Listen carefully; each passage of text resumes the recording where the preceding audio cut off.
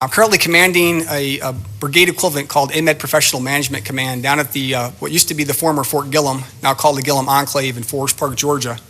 We fall up underneath Fort Gordon. It's primarily a reserve footprint there.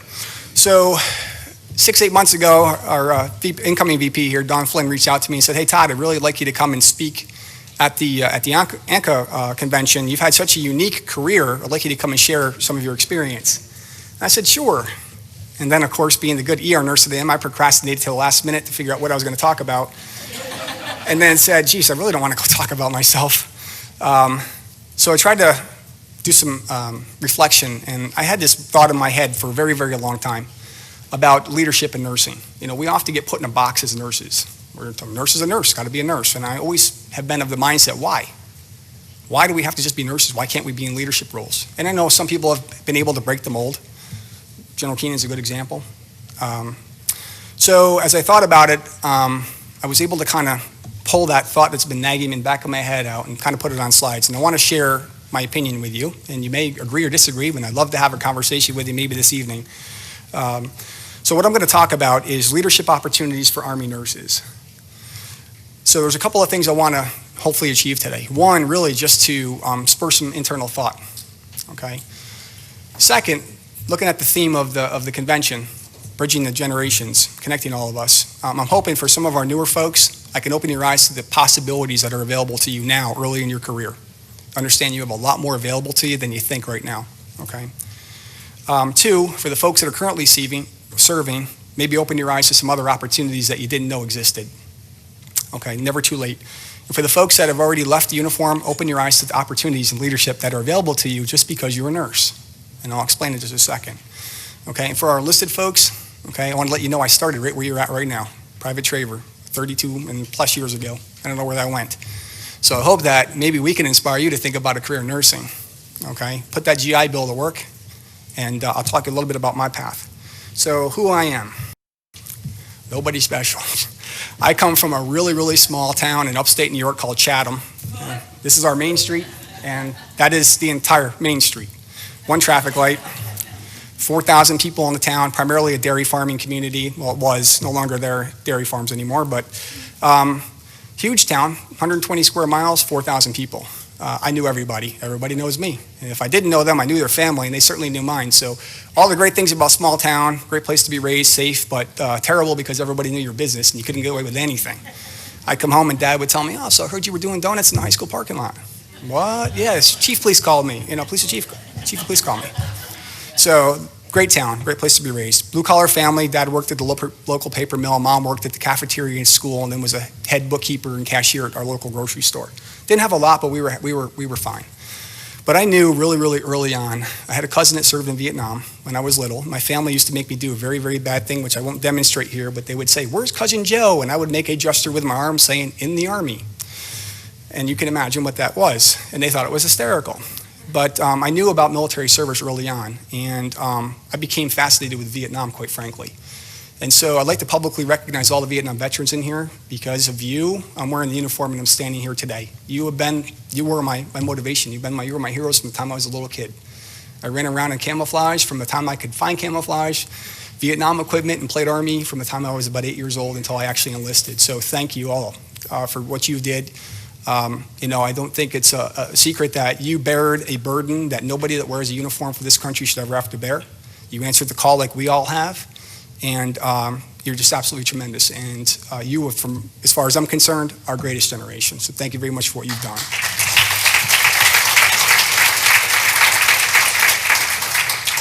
So I was eager to get in the Army. Literally the Monday after we graduated, or didn't graduate, the Monday after my junior year was over, June 27th, 1985, I convinced my mom to sign for me, and I went and enlisted in the Army as an ears, nose, and throat technician with options to get to Europe on my first tour. So I was really excited. What I didn't realize was that I signed up on June 27th. I could only delay for a year, and my high school graduation was June 28th the next year. So I started off on the wrong foot with my mom. I missed my graduation, and I was in basic training, second weekend, doing push-ups when my class graduated. At the time, a huge deal. 32 years later, standing here, Mom would say, "It's okay." And I went off and I had an absolute incredible opportunity and experience. I served at two of our premier institutions, Launchstool first and then Walter Reed. So an 18-year-old kid dropped off in Launchstool. They stuck me out at the audiology and speech clinic, and I'm the only tech out there. So here I am, 18 years old, working with a major, which scared the heck out of me because, as a private, I was an E2 at the time, working for a field grade officer was pretty intimidating, but it turned out to be an absolute blessing. And one very important event happened when I was there that helped me get to where I am now. And I don't know if you all recall, but I think it was August 28th, 1988, Ramstein Air Force Base, annual air show. Well, my buddies and I decided we were going to go to the air show. And so we were spectators at the airfield when the Italian demonstration team crashed and collided in midair and crashed into the crowd. And so here I am as an ENT technician, found myself thrust into first response. And I witnessed miracles that day. 120 critical patients, 40 killed at the airfield. I think 80 overall died, 500 wounded. And Launchstool took the brunt of all that. And I watched that healthcare team do miracles. The nurses and doctors did absolute miracles. And I said to myself, I knew I wanted to do something in healthcare. Wasn't sure what I wanted to do, but I knew I wanted to be part of that team. I wanted to be able to do that kind of miracle work. And so that kind of was, an event that certainly helped steer me. So now off to Walter Reed I go, and I am now in the ENT clinic. And every Thursday morning in otolaryngology clinic at Walter Reed, we had something called tumor board or tumor clinic. And 45 to 50 patients would come in that morning with various lumps and bumps, look perfectly healthy like we all do right now. And here I am, a young 20-year-old person. I love people. I'm in those exam rooms talking with them, and I would help the doctor do the fine needle aspiration and fix the slide with some cells. I'd be there a week or two later when they got their diagnosis of cancer, and I watch them come in for their treatments.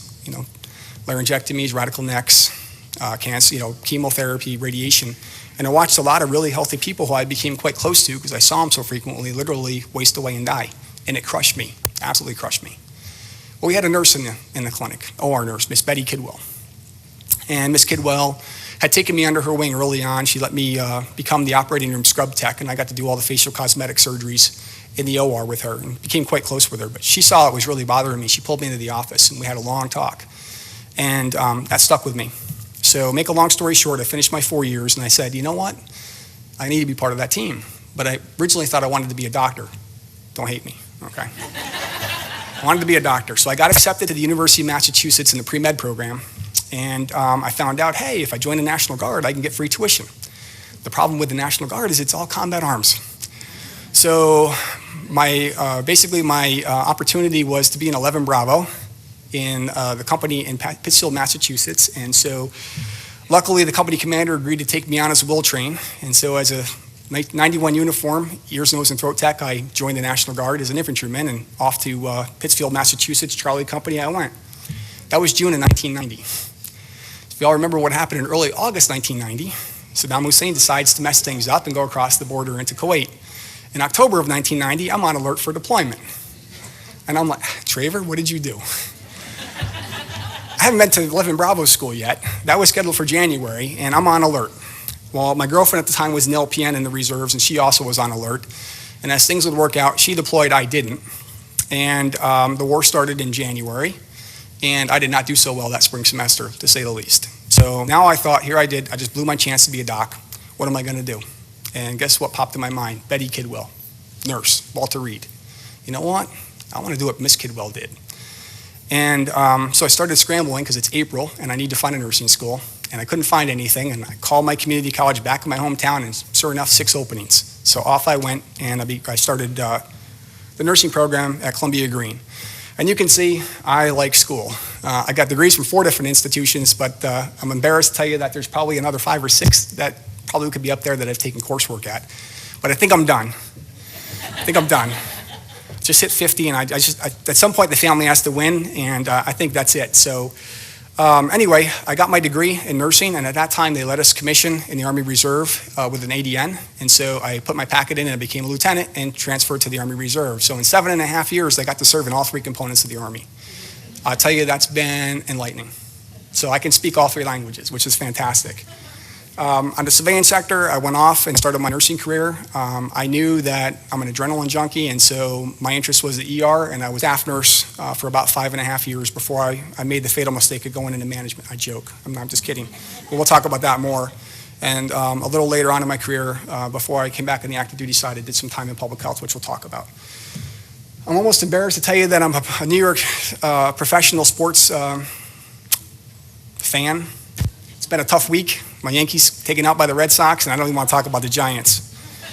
I had to turn the game off on the airplane on the way down here because I just couldn't bear to watch it anymore. But the bright spot is I like the Georgia Bulldogs. They're still 5-0, so I've got college football, thank God, to hold me over. And then to de-stress, my sport is cycling, so if you don't find me working, I'm usually on a bike somewhere. That's a little bit about me. Oh, my family. I forgot my family. Family, 5 grown kids married, 2 great son-in-laws and 3 grandchildren right now, which I didn't know how amazing being a grandfather would be, but absolutely love it and hope that my kids, with 5 of them, they give me a ton of them. But we have 3, 2 boys and a girl. All right, I normally would tell a joke, but I'm terrible at jokes, so I said, well, why don't we laugh at myself? I found this gem when I was looking back through some old photographs. I'm the guy up there in the far left-hand corner. And I said, who the heck, Traver, what were you thinking about? Who'd you let cut your hair like that? I walked around looking like that for a few years. I probably suffered some traumatic stress from that, and maybe it informs my current hairstyle choice, but that was spring of 1990 at Walter Reed. That's the ENT crew that I still keep in touch with all of those folks, which is great. So I can't laugh at a joke, you can at least laugh at myself. Okay, here's what I'm really here to talk about, okay? The ability of nurses. I said I wanted to talk to you about leadership opportunities for nurses. And my thought in the back of my mind was this, it's always been this. Our education that we receive, the experience that we gain working as nurses, and for us in the Army, the additional benefit of getting a chance to go to professional education really gives us the knowledge, skills, and attributes to really serve, and I said unlimited career opportunities here, but what I'm really talking about is leadership at every level, from entry to executive level, and not just in healthcare, outside healthcare. It actually helps us develop the exact skills and capabilities and knowledge that businesses are looking for in their leaders.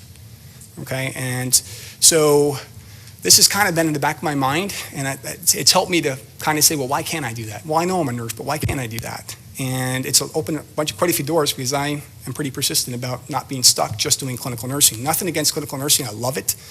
It's fantastic, but I wanted to do more, and I knew as in leadership roles I could have an impact that would affect a lot more people. And the higher that I went, the more people I could affect. And so that's kind of the way I looked at it. Yes, I'm not at the clinical bedside, but my leadership, my ability to help lead organizations had a greater impact. Instead of 10 people in the unit or 50 people in the unit, and a few hundred patients I saw a year, now at the operational level, I'm affecting 50,000 people that come to the hospital. And so I've kind of challenged that. So let me explain where I come up with this. Oops, wrong way. The nursing process. Something that we all learn right from day one, okay? Day one.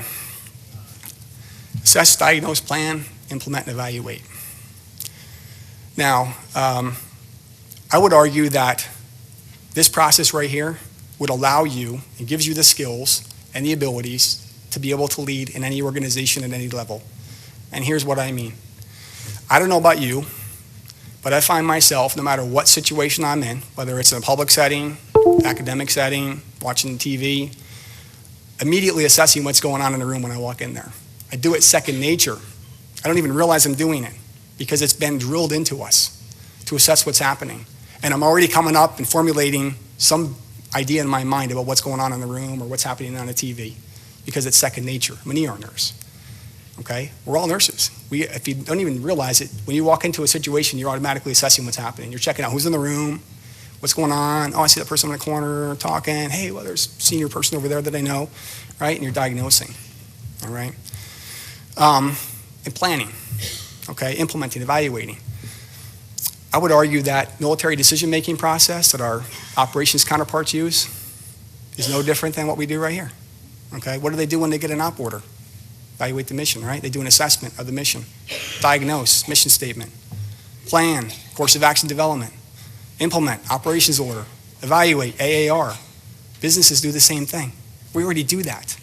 You just translate what we're doing as nurses into other sectors. It's the same thing. It's no different. We might call it the nursing process, scientifically based, but it's the exact same skills that businesses use at every level. Healthcare, inside healthcare, outside healthcare, okay? That's argument number one. Then I found ANA's definition of the nursing process, and it highlighted a couple of things for me. And it says, and I'll just read part of it, through the critical thinking exemplified in the nursing process, nurses use their judgment to integrate objective data with subjective experience with patients' biological, physical, and behavioral needs. Okay, I will tell you and argue with you that the nursing process and our nursing experience allows us to develop critical thinking, the ability to make decisions, problem solve, and have sound judgment in what we do. Okay, every organization, especially at the executive level, are looking for those exact skills, the ability to think critically. You know, in the military education system, we talk about critical thinking, but it's not until you get to the war college that they actually teach you how to think critically. Talk about, well, you need to be a critical thinker. Well, we never teach it until you get to the war college, which is a shame. We need to teach it much sooner. But I would argue nurses, we already know how to critically think, whether you know it or not, because you do it just intuitively based on what we've learned. Okay? Same thing with judgment. We have pretty good judgment. We have pretty good intuition, not only on our assessment skills, but we can pretty much tell what's going on and have a good idea what's going to happen, right? When it comes to judgment and problem solving. So that's the first supporting thing. Then I looked at nursing attributes. And I didn't give my, my disclaimer up here. I don't work for anybody. It's my personal opinion, okay? So I've got a lot of different sources where I pull stuff. But nursing attributes, what are some of the key nursing attributes? Well, communication skills. We have the ability not only to communicate orally, we have the ability to communicate in the written word as well, and we're pretty good at it. And we can ratchet it up to the very technical terms when we're talking with our physicians, and take it all the way down to the layman's terms when we're talking with patients and families who don't understand medicine. We're very, very good communicators. Emotional stability, I kind of laughed at that. And I said, well, we are emotionally stable. I know we can go from the very highest of highs to the very lowest of lows very quickly, but even in the most tense and most difficult situations, we're usually the calm in the room, most of us. Okay, we're the calm in the room. We have the ability to be able to control it and take care of the mission, take care of business. Empathy goes without saying, I don't need to really describe that. I don't think there's any people more empathetic in healthcare than the nurse is. Flexibility. About the only people more flexible than a nurse is probably a gymnast, okay? You have a plan, it never goes the way you plan it, you adjust and you make it happen. You get to your shift, you take care of patients and you do well by them. Attention to detail, again, goes without saying. Obviously, we're very good with paying attention to what's happening. Interpersonal skills, again, the ability to work with diverse teams, with our ancillary support personnel, housekeeping, doctors, etc. Talk with patients of every different economic status, gender, background. We're able to do that. We're able to make that connection. We're kind of, I don't want to steal a comment you're going to hear tomorrow, but I consider us the backbone of medicine. Nurses are the backbone of medicine. Not to steal from the NCO Corps, but we're the backbone of medicine. We keep it all together. We're the glue that holds all of it together. So we have those interpersonal skills. Endurance, physical and mental, another one that made me chuckle. I said I was an ER nurse, and we used to have a saying in our ER, first comes famine, then comes drought. I'd go through a 13-hour shift and never put a drop of water or a piece of food in my mouth, and then realize, oh my God, I never went to the bathroom either. Thus, famine and drought. We have pretty amazing endurance, because once we get hooked on and focused on what we have to take care of on our shift, we get it done. And sometimes we do it at our own detriment, like not drinking or eating or going to the bathroom. So we are very, very physically and mentally strong. Problem solving, again, something that we become second nature at doing, solving problems, because we're assessing, we're planning, we're diagnosing, planning, implementing, evaluating is what we do. Quick thinking, same thing. All right, and then respect for people and rules. We're really good rule followers, whether it's scope of practice, whether it's SOPs in the hospital or facilities. Heck, we write most of them. We serve on the quality assurance committees. We're rule followers, okay?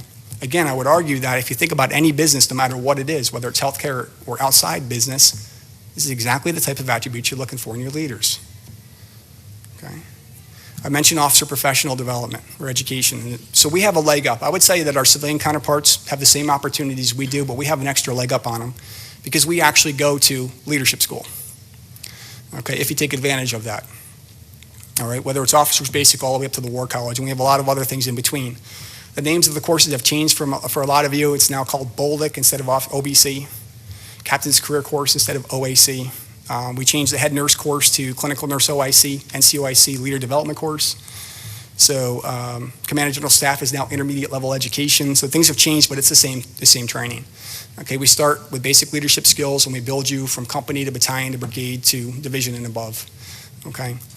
Most importantly, we help to hone the critical thinking, the judgment, the problem solving. We teach MDMP, Again, we already know that. It's called nursing process. Okay, so I think we have an extra leg up because we actually go to leader development schools where most of our civilian counterparts don't. If you think about nursing in the civilian sector, when you go to your bachelor's program, you get one nursing leadership theory course. And then you get launched off into your career. And we usually take our best clinicians and we stick them into a management job because they succeeded at the clinical level. And then we expect they're going to do well on the management level, and they don't. Because what only thing they have from a leadership training perspective is past experience of other managers they work for. And if the manager was a great manager, good, we're good, we're lucky. If the manager was not so good, they perpetuate the same problems over and over and over again. We wonder why we struggle, because we don't train our nurses to lead. But I'll tell you, we have this, intuitively, we have the skills. They're just not necessarily using them or envisioning them in the proper way, okay? We have that leg up on them. Then I took a look at characteristics of a good leader, okay? I got this from Work It Daily, and again, you can take a quick look at them. Honesty, ability to delegate, ability to communicate, sense of humor. We definitely have a sense of humor. Probably sometimes a very inappropriate sense of humor. That's how I think it's a defense mechanism that helps us get through the days when we have difficult times. Again, but I mean, you can line up nursing attributes, nursing skills, nursing experience with each one of these characteristics of leadership. And it's a clean cut match, okay? And then I looked at Army leadership. And those that are currently serving will recognize these 3 leader characteristics and 3 attributes, because these now make up our OER support form, and every one of us are evaluated on our OER based on these 6 things. Okay, a person of character, all right? Every single person in the Army now is evaluated based on this. There's a whole other story behind that I can share tonight if you want to know why we went to this. But character, which means doing the right thing, right? Good person of integrity, a person's going to do the right thing, it looks the right way. Presence, look the right way, physically and mentally and spiritually resilient. Intellect, goes without saying, the ability to be able to problem solve, critically think, all right? The ability to lead others. Nurses do we do all this, nurses. Develop others. We train our ancillary staff, we train our LPNs, we lead our LPNs, we lead our ancillary staff. Achieve results. We achieve nursing, care plans. We help to ensure that patients, reach optimal care and are able to get home and get back to quality of life. Again, we do all of these things, all right? So then I went out and did a quick, and this is not scientific by any stretch of the imagination, because I found some articles that supported what I said, not what didn't support what I said. But I went out and found a couple of articles that talked about some current trends. This is from Patient Safety and Quality, and the title of the article was Nurse Leadership from Bedside to Boardroom. And what the article basically said was that there's an increasing recognition that nurses must be involved as leaders and decision makers throughout healthcare, not just at the bedside or within the nursing community. Nurses are executive leaders in health systems and hospitals, and of course, they're also in professional associations, accrediting organizations, businesses, government, and universities. We've got a lot of folks that work in academia here as nurses, right? And you got General Keenan that just came up, who's working in the business sector. I think she made my argument for me. And I know you're going to say, well, but she's a general. Of course she got a high-paying job. And I will tell you, okay, let's step back and think about that critically for a second. Let's use that critical thinking. Where did she start? As a brand new nurse graduate and lieutenant like all of us did. And what's the difference between General Keenan and the rest of us? Well, she put the work in. I'll make some assumptions. She put the work in, obviously, to get where she is. But a lot of it is getting over the fear of taking a step forward to do the leadership jobs. Okay, a lot of it is just fear or uncertainty because you're not sure you can do it. And I promise you, you can do it. And I'm going to show you why, because I'm going to show you what I've been able to do. And I'm not special, and I'm certainly not the sharpest tool in the shed. So, okay, and then the second one I found, second article, Nurses as Leaders. And this one said a growing number of healthcare systems and hospitals are hiring nurses instead of doctors or business administrators for top leadership jobs. The clinical expertise of the nurse gives them unique insight in how to provide quality care using fewer resources, okay? We're very flexible, as I mentioned. We figure out how to get it done. And as Army nurses, we have that, again, that extra leg up, because we're going to get the mission done, okay? It's just what we do. So that's kind of my argument. I hope to spur some thought about that. And now I'm going to talk a little bit about my pathway, but I don't even know how I got where I am. It's been a crazy path as I look back on it, but I'm going to show you how I've been able to kind of take that thought and kind of press, I guess, the boundaries a little bit and do some unique things, okay? I'm not doing this by anybody to aggrandize what I've done. That's not the intent. I'm really hoping, again, to spur some thought, to show you what's possible, okay, and not necessarily highlight what I've been able to do. So I mentioned that I was an ER nurse, and I I joke about making the fatal mistake of going into management, but entry-level management in nursing is brutal. But I cut my teeth as an emergency department manager at Columbia Memorial Hospital, and I probably need to reach back to all those folks and apologize to them, because boy, did I make a lot of mistakes in that position. But I didn't make too many mistakes, not so many, so that the CEO didn't approach me, or the COO at the time didn't approach me and say, hey Todd, we're interested in starting a new program here, something called bloodless medicine and surgery. And I said, Jay, what the heck is that? And why me? And he said, well, there's some evidence out there that shows that if we can minimize the use of blood, there's a lot of benefit to the patient, number one. And then from the business perspective, there is financial benefit. It decreases post-operative infection, decreases hospital stay times, et cetera, et cetera. So I'm sure the hospital was more motivated by the publicity and the money than they were about the patient care. I don't want to honestly say that, but that was a joke. I'm sure it was also about quality care, okay? So I agreed, and they sent me off to Cleveland for a week to learn how to be a coordinator for bloodless medicine, and something I'd never heard of. Only 150 facilities in the country were doing it at the time. And we were going to be the first community hospital in the upstate New York region to implement this. And so what I learned was basically that the body can withstand lower blood level, a lot lower blood levels than we've thought, quite honestly. We used to have this unwritten rule that if H&H got below 30 and 10, we transfused. And then you challenge that and say, well, where's the evidence to back that up? You're not going to find it, folks. It's not out there. It doesn't exist. So here I am, a critical care nurse. We're always taught, treat the patient, not the monitor. Okay, you see the rhythm, but what's the patient doing? Right? We treat the patient, the symptoms of the patient, not necessarily the rhythm we see on the monitor. And yet I'm questioning, why are we giving blood transfusions just because of a lab test result? We're not treating the patient. Are they symptomatic? Yes or no? If they're not, let them go. The body can heal itself. And so, I've learned about a different, basically, philosophy in how to approach care. And we implemented just a couple of basic things. One, we changed our blood sampling system from the big tubes to pediatric tubes. We called microsampling technique. So everything we do in the hospital was microsampling technique. Now we're drawing less blood off. How much of that blood we put in the tube do we actually use to run a blood test, and how much of it goes in the trash? 95% goes in the trash, and 5% of it's used for the blood sample, right? So that was number one. We changed some basic procedures. We stopped every 6-hour post-op H&Hs. We drew a post-op H&H, and if the patient was low, great, we know they're low. Why are we going to exacerbate the problem by continuing to draw a blood test every 6 hours? Made no sense. So again, we stopped treating the blood result, the lab result, and started treating the patient. If they're not symptomatic, we didn't take action. We let the body do its own healing.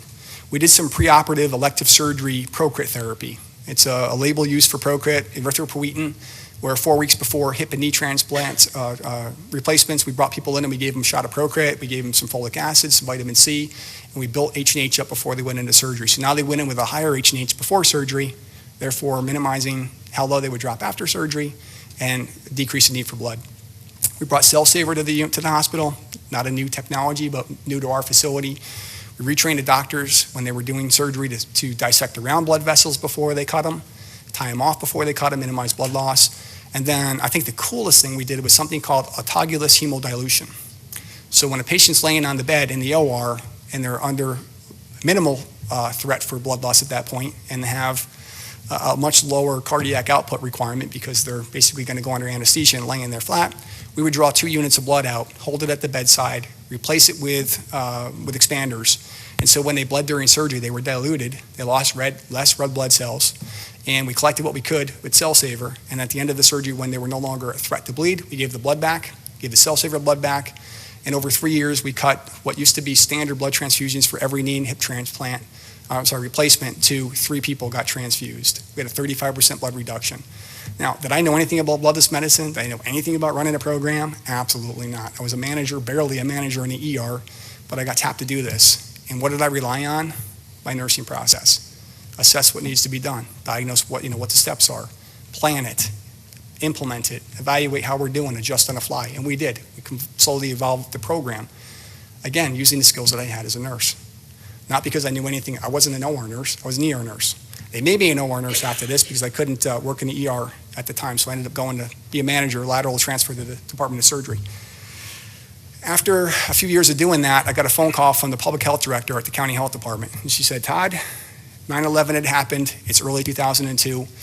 We're going to get money from CDC to stand up a public health planner position, and I would like you to come on staff and write our disaster response plans for the county public health department. Nancy, I don't know anything about public health, first of all, and what makes you think I can do that? And so she said, look, I was a firefighter, volunteer, an EMT, hazmat technician at the time in the county. I was in the reserves. I'll talk about that. She goes, you know everybody in the county, you know the whole emergency system. You're in the military, right? Yeah. And I started to think about it. I said, okay, maybe I can do this. So I took a pay cut, but I went to the health department and absolutely had a blast. For 5 years, I wrote our disaster response plans for the county. Now, did I know how to write a disaster response plan? Absolutely not. But I had a couple of things going for me. The nursing process. I knew how to assess. I knew how to diagnose what needed to be done, set my steps out, how to plan, how to implement, and how to evaluate. I also had been to enough military schools at that point that I also learned how the military does things. Okay, when we're given an op order and we're getting ready to write something, we look at the 2 higher headquarters above us, and then we write our op order. And I said, okay, why don't I attack the same thing? What's the state doing? What's the federal government doing? Obviously, I need to nest the county plan within. So again, I used what I learned in nursing and what I learned in the military to kind of help pull that together.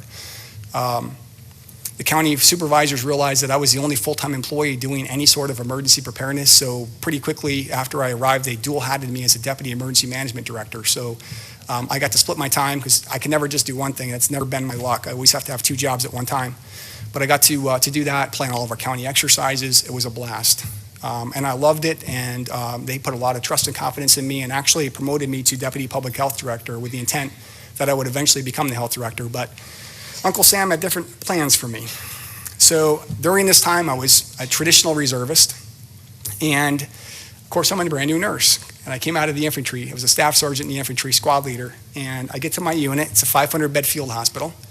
And my first drill, the S2 and the S3 come up to me, 2 majors, and said, hey, Lieutenant, we understand you're a former 11 Bravo. Yes, correct? Come with us. I was like, oh, God.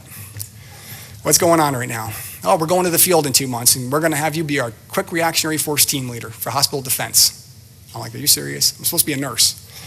So I spent my first summer exercise defending the hospital. And of course, they'd never seen anything that the infantry's done. So we did pretty, I'm not going to say we did super, but we did pretty well. I did bare bone. If I had done bare bone like I did with the infantry, I probably would have gotten in trouble. But I did it more than they'd ever seen in the medical side. And the commander loved it and said, we're going to keep you doing that. Chief nurse had different plans. Oh, no, you're not. You're a nurse. You're going to be a nurse. So they fought it out. And in the end, I'm the one that took the brunt of it. She called me to the office. Now I'm standing in front of a colonel. I'm freaking out because, when I'm in the infantry, the only time you see a colonel is either Christmas or when somebody's in trouble. Basically, I was in trouble. I had nothing to do with what was going on, but I'm the one getting the brunt of it. She said, I got a job for you. You're going downstairs to the dungeon. You're going to be the chemical officer for the hospital. I'm like, you got to be kidding me. Chemical. NBC, chemical was like the bane of our existence. Hated it. So I'm thinking, man, I really stepped into it here. Turned out to be a blessing in disguise. Now, do I know anything about chemical? No.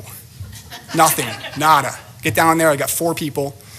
All additional duty, a couple LPNs, a couple medics. Hey, what do you do? Well, we hand out the mop gear and the mask, and we make sure we get them back for accountability.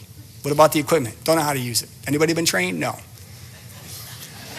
So send one NCO to go find the S4 to find out where to turn the equipment in, another one to the S3 to find out what training we could go to, and over the course of a year or 2, we got everybody trained, found out how to run the equipment, had a fully functioning chemical section. We'd get hit at exercises. We actually would ask people for something called a chemical downwind message. They had no idea what it was, so we'd feed the exercise folks numbers and say, just give it back to us when we ask. But we use that to figure out where to put our alarms outside the wire based on the wind direction so that we would run remote alarms back into the perimeter so that when the alarms detected chemical, you got your 15-second warning to get your mask on before the chemical hit you, right? Simple stuff. But we also learned how to basically plot on the map and do hazard detections, where the attack area is, what the downward plume was. And so they'd walk into our talk, and there was an overlay on the map with yellow on it, chemical, and they were like, you're a medical unit, right? Yeah.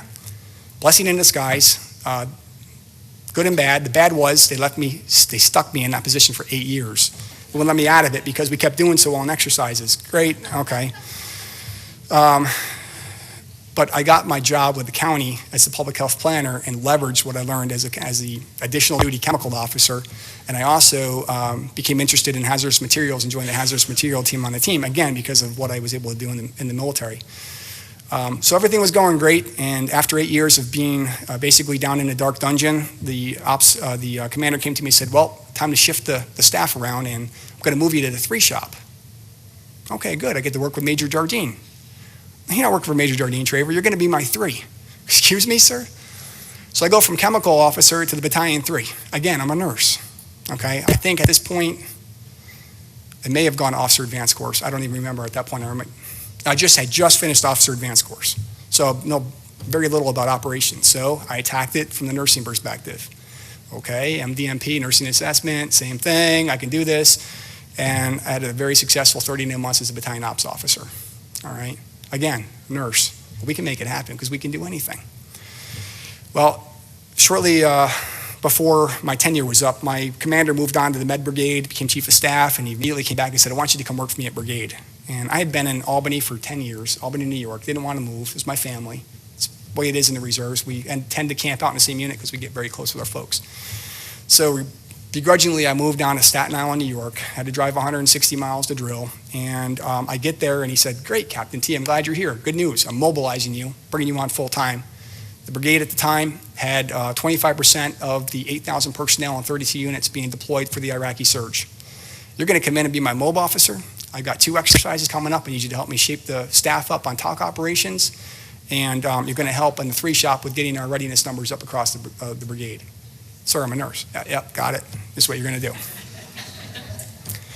So, make a long story short, I got the uniform on full time and got bit by the bug and said, what are you doing? I had just been promoted to Deputy Public Health Director. I said, I got to make the jump. I got to go back on active duty.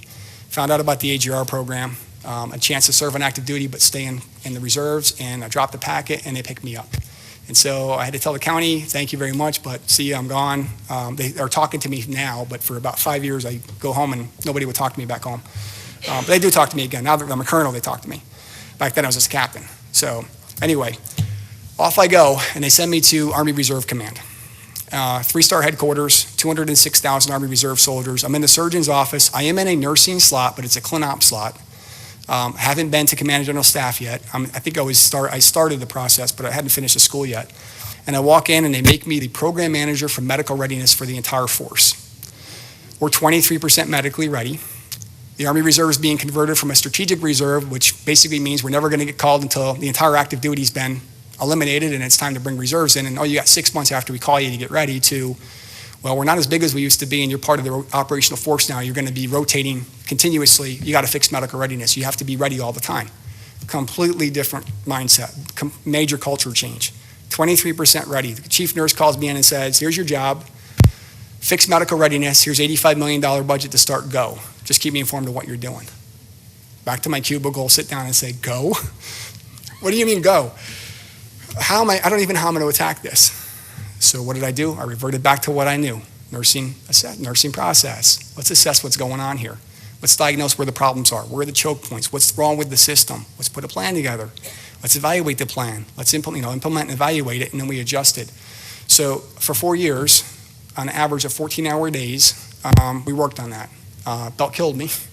I definitely lived the Iron Major time period in my career. That was brutal. But I was happy to report when I left, 64% medically ready. We're 86% now. It's been 7 years since I left, so things continued to work, which is great. Had a fantastic team across. It wasn't me. I worked with an interdisciplinary team across the entire force. Folks would provide feedback on what was working, what wasn't working. I didn't hesitate to change things if it didn't work because I couldn't tell. We would implement things, but I need the field to tell me is it working or not. And if it didn't, we changed it. And we did. It was amazing. But again, did I know anything about clinical operations or running a medical readiness program? No. But I had nursing skills, so I leveraged those. I'm going to skip a job and come back to it. I went to the unit I'm at now as commander in between, but I decided to throw my hat in for command.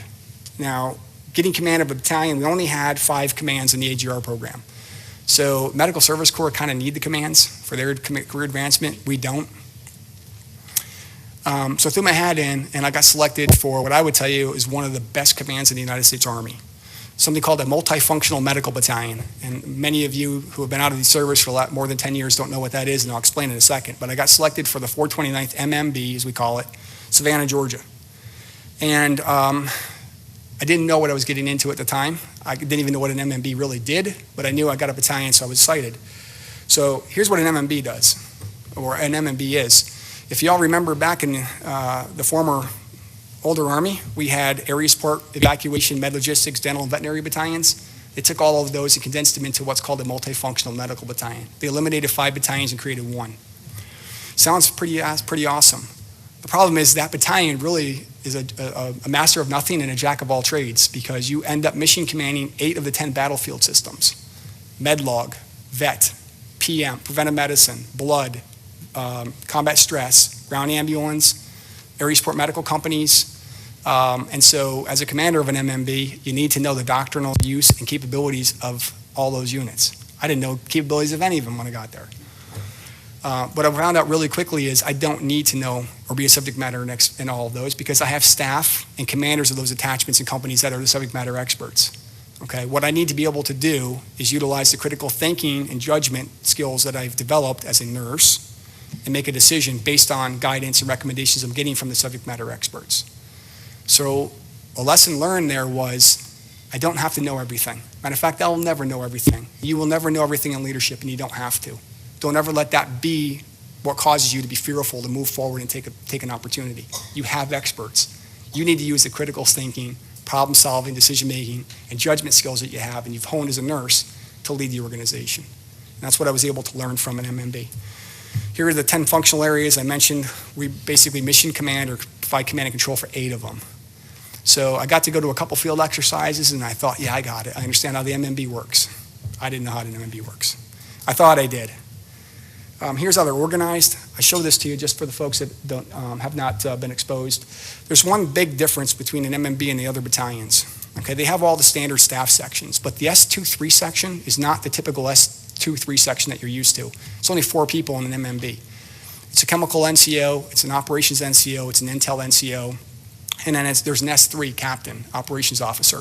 Their only job is to plan future operations for the headquarters itself. They do nothing with the downtrace units. Instead, there's a force health protection cell, which would normally be what you would find in an operations section. That's where we have led by an 04, and your operations sergeant major sits there. And then you can see across the bottom here, there's a medical logistics section, medical operations section, preventive medicine section, and mental health section. Literally, we have NCOs in all of the MOSs for all the types of medical functional areas that we provide command and control to in those sections. So we've got behavioral health, we've got lab, we've got combat stress, we have medics, we had LPNs. They were the folks that planned all of the operations for the downtrace units. And they would provide recommendations, they would draft the op orders and do all the things that a typical S23 shop would do for us. But it happened, that was the major muscle mover. So trying to wrap my head around that, when I first got to the unit, I tried to use the S3 like they normally would and had to learn that lesson the hard way. So I'll just share that with you. So here I thought I understood how an MMB worked. 18 months into my command, I get a cryptic text from my brigade commander, OCONUS opportunity, interested, question mark. I don't know what that means, but of course. So there's a problem in the AGR program. We don't get a chance to deploy. It's very difficult for us to get deployed. If the entire unit doesn't deploy and an AGR goes forward, the unit doesn't get a backfill. And the AGRs only make up about 10% of the staff of the unit. So we do the day-to-day operations, maintenance, and planning for the weekend drills and the exercises that are going on. We're there to build readiness and support the command teams. So commanders are very reluctant to let us go. So my commander knew I wanted to deploy, and he was willing to cough me up. And so I'm plodding along, waiting to go to another exercise, and I had basically 2 weeks' notice that I was going to Afghanistan. And I was going to go over and be an OIC of a 10-person headquarters element forward for the 3rd Medical Command, which was ARCENT's medical command back in Kuwait. President Obama had ordered a drawdown to 9,800 personnel, and we were drawing the theater down, and 3rd MedCom was told, you're going to have to mission command Afghanistan. We don't have enough personnel, boots on the ground space to put a full task force over there anymore. You're going to do it from Kuwait. Commander said, there's no way. Let me put a 10-person team forward. So I got asked to be the OIC. So they dropped me in Afghanistan with 9 people, counting me, that I don't know any of them. We get in Afghanistan, we replaced 31st Combat Support Hospital. They had about a 45, 50-person headquarters. We have 9. They pull out, and we're standing around there now. We're responsible for all of the medical enablers in the country. 2 forward surgical teams, medicine, veterinary, medlog, blood, combat stress, area support medical company. It was 8 units altogether. But what they did to make it complicated is because of the drawdown in forces, they reduced the units down to their bare bone capability, but no capacity. So instead of 58 veterinary folks, had 14. to take care of 750 working dogs across the country and do the whole food mission. PM to cover the entire country at 8 people. Blood, instead of 25 for the whole country, I had 10 people, 24-hour operations. So what made it complex was the number of people we had available. So I learned what an MMB did really quickly. Well, they dropped me there. I'm an OIC. I'm not a commander. I have no command authority. I can't really make decisions. I got to call Kuwait. And I'm like, this makes no sense. And one of the commanders said to me, hey, sir, are you my raider? I said, geez, no, I can't be your raider. I'm not a commander. So make a long story short, I talked with a JAG and said, look, I need command authority here. Subordinate to the third, who's a colonel, but command authority for all these reasons. And he's like, geez, sir, I don't know if we can do it. Well, he found a regulation, provisional command status. So we socialized it with all the appropriate 2-stars. They all gave us a thumbs up. We staffed it through CENTCOM, and our CENT stood us up as 3rd MMB provisional. So 3 weeks after I arrived, I'm now a battalion commander with a headquarters of 8 people, plus me 9, now responsible for all the medical enabling mission across the entire country of Afghanistan. Did not expect to do that. I learned what an MMB did really quickly because I had to take that small little capability I had and spread it across the battle space to cover the battle space. I used to keep all the units kind of together in the same spot, and I couldn't do that. I had to put 2 vets down in Kabul, 2 vets in Kandahar, and leave some vets up north, and spread them across the battle space. Amazing opportunity. Ended up basically mission commanding everything echelon above brigade. I got to work very closely with 101st Airborne Division.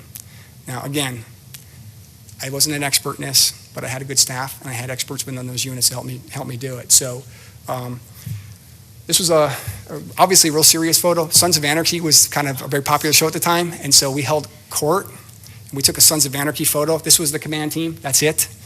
One of the active duty guys came to me and said, sir, how the heck do you guys do it with 9 people? And I'm thinking, what are you talking about? And then I said, well, AGR, this is pretty much all we ever have. So I never even thought about it. It's just kind of status quo for us. But we basically had 1 person in every position, and some covering 3. My one NCO was PAT NCO, Ops NCO, and ClinOps NCO, covering all 3 positions. Long days, but absolutely amazing experience. So what you don't know is there was 20 photos before this because we couldn't keep a straight face, and there was a lot of goofing off going on. A couple of photos from over there, opening day baseball season with the flag. Everybody was big baseball fans, serving Christmas dinner. And then this was our change of command on the way out. I only have a few minutes, so I'm going to push through this. After Afghanistan, I had a chance to go and do training, something I hadn't done before. And I went to Medical Readiness and Training Command right over here at Fort Sam, Army Reserve Unit, responsible for the collective training of our operational reserve forces, all of our deployable MTO units. And one of the things that I was tapped with was taking a proof of principle that we had with the Mayo Clinic and getting it running. What we were doing is teaching team steps. Everybody familiar with team steps? So we're trying to inculcate team steps in the Army Reserve, since that is one of the patient safety initiatives in the Army, and we needed to do it in the Army Reserve. And what we decided to do is we basically inculcated it through a small exercise at the Medical Simulation Center at the Mayo Clinic. We partnered with them. We leveraged their technology along with all of our high-fidelity simulators that we had, put it together, and put units through a day-and-a-half exercise where basically it was a simulated combat scenario. They had OR, ER, ICU, blood, lab, X-ray, so PLX. And we put basically 14 patients through in a crawl, walk, run where we videotaped everything. And we had observer controllers basically helping reinforce the use of team steps. So we evaluated what we did, pause X after each step, videotaped everything, used the videotapes for each section to do an AAR and pull out clips of where they did really well and where they didn't do so well, and then pull the whole unit together and had each section back brief the unit so we could reinforce. The great thing about that was my OCTs, even though they weren't participating, also learned team steps from the observer side of it. So we were able to kind of double dip, and outstanding facility, an amazing opportunity. A couple pictures from the Mayo Clinic, some of our high fidelity simulators. We were able to bring in a new high fidelity dog called Canine Hero. You can do all sorts of great stuff with that. So we would throw everything at them: burn, blast, gunshot, a dog, a civilian, a local national. So they have to deal with all that stress. Our job was to stress them out and try to break the communication of the team while they're providing care. We have the control room where we controlled everything that was happening. We had control of the monitor, so we could crash the patient, change the rhythms based on what they were doing, which was really, really neat. Got to make it very, very, very realistic. We have surgical cut suits, which allow us to actually perform surgery. That cut suit is what they call a partial task simulator. You can actually put it on a live body. So you have a live body where you're actually doing invasive procedures, cutting the belly open, putting a trach in, putting chest tubes in. It's protected by a Kevlar vest and it bleeds. We had that. Sometimes we put it on a mannequin. We didn't have a person to play the patient, but it added a sense of realism to it. And then we also purchased and utilized what we called a MAT trainer, multiple amputation trauma trainer. Very, very realistic. Have a belly reservoir that we fill with blood. The legs actually move, and it actually gives you arterial spurting blood until you get a tourniquet on and actually compress the femoral artery the way you're supposed to. And you get feedback because if you compress it right, the bleeding stops. So we would throw that at them. So patients would come into the flight line or to the land LZ, spurting blood with an arterial bleed from multiple, and so immediately they're into trauma care and stressing them. And again, they're trying to use team steps while they're doing that. So fantastic opportunity. Got a chance to go to the Surgeon General's office after that, and they threw me into one of the most complex jobs that I probably have had. They put me in as the Director of Reserve Affairs. Didn't have any idea what that meant. I just graduated from the War College, so I was pretty excited to get a chance to serve at the strategic level. But what I found was I ended up with 3 parents that I had to try and please, and they all had different objectives and different end states that they wanted. I worked for the Surgeon General, so she had her medicine campaign plan with her objectives. But I was also responsible to answer to the Director of the National Guard and the Chief of the Army Reserve, who also had different priorities and objectives.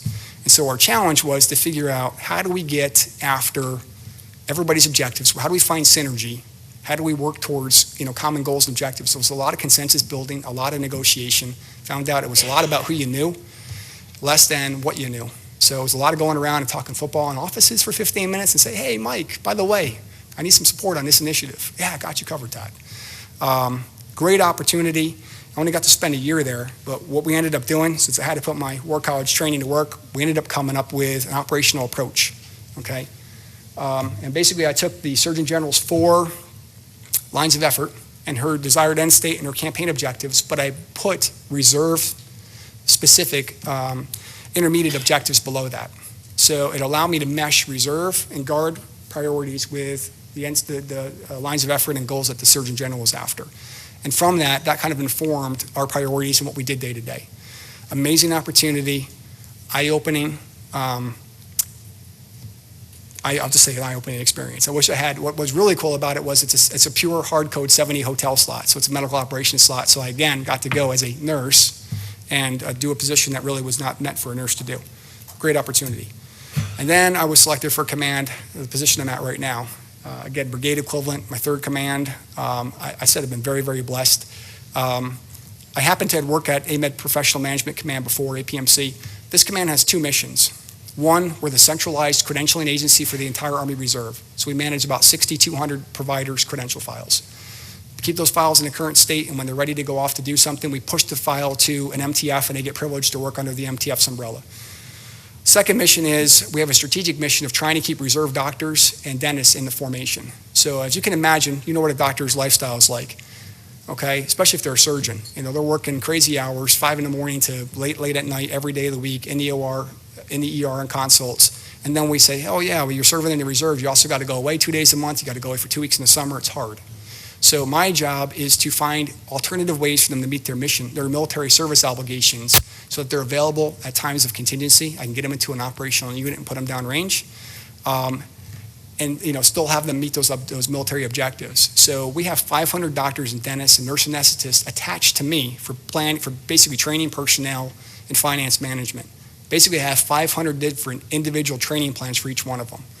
The rub comes in is I'm not the one responsible for their readiness. They're still accounted for by the unit they're assigned to. So they're assigned to a unit attached to me, kind of like Profis. So I joke and say that I'm commanding the most beloved organization in the entire Army Reserve. Normally when people say APMC, they spit on the ground. Quite honestly, we're probably the most misunderstood organization in the Army Reserve, but incredible opportunity. And again, every one of these opportunities really boils down to the fact that I've been able to take what I've learned as a nurse. And that's kind of the key message. Taking what I've been able to do as a nurse. And my message to you is you have the same capabilities, you have the same skills, you have the same education, the same critical thinking capabilities, same problem solving and judgment and decision making to serve at any level, okay?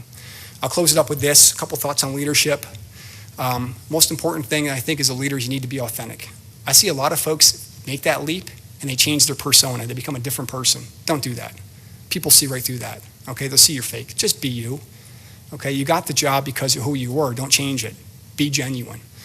Dignity and respect's kind of big hot topic words right now.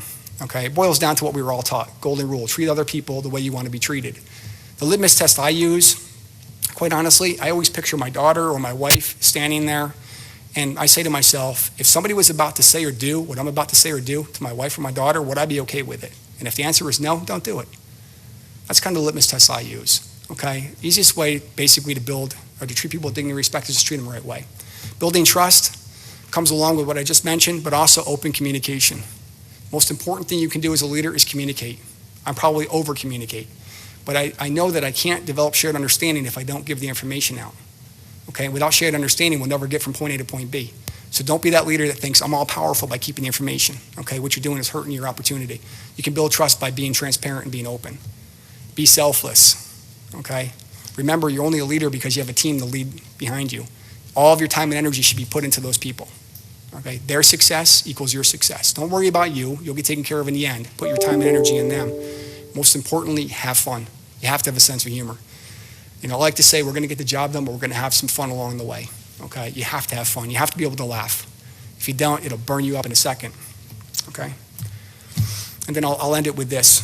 The sky truly is the limit. Okay. Most importantly, don't ever let fear stop you from taking an opportunity. You have the skills, you have the knowledge, you have the abilities to lead. You can do it both in healthcare.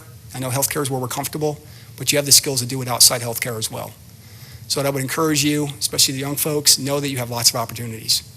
Okay? You can do more than just clinical nursing, and if you want to stay clinical, awesome, because we need clinical nurses. But if you want to lead, you have the opportunity. All right, General Keenan is a great example. General Horho is another great example, and there's hundreds of others that along, you know, and the only difference between them and the rest of us is they had the courage to go ahead and try. So I hope that I was able to at least invoke some thought about this. Again, it's not about what I've done, but I just want to show that a nurse can do it. If I can do it, promise you, you can do it. I am definitely not the sharpest tool in the shed.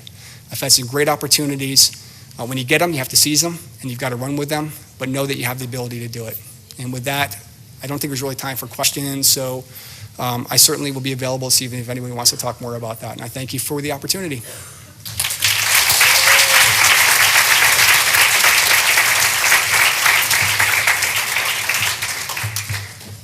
You know, we get a lot of presentations that speak to a lot of professional information, which is important, and evidence-based information, but your evidence is your own personal journey. And those journeys and stories are something that really reinforce things for us in terms of what we do when we go out, and for those that still wear the uniform and serving, that serve for the future. But I'd like to really get that simulator dog. That thing I would. No, my wife probably wouldn't like that. Yeah, I'd like to give you an arm and coin, and thank you for what you're doing. And token of our appreciation, nurses, we always have to unwrap things, so that's for you. Thank you so much. Thank you very much, and take care.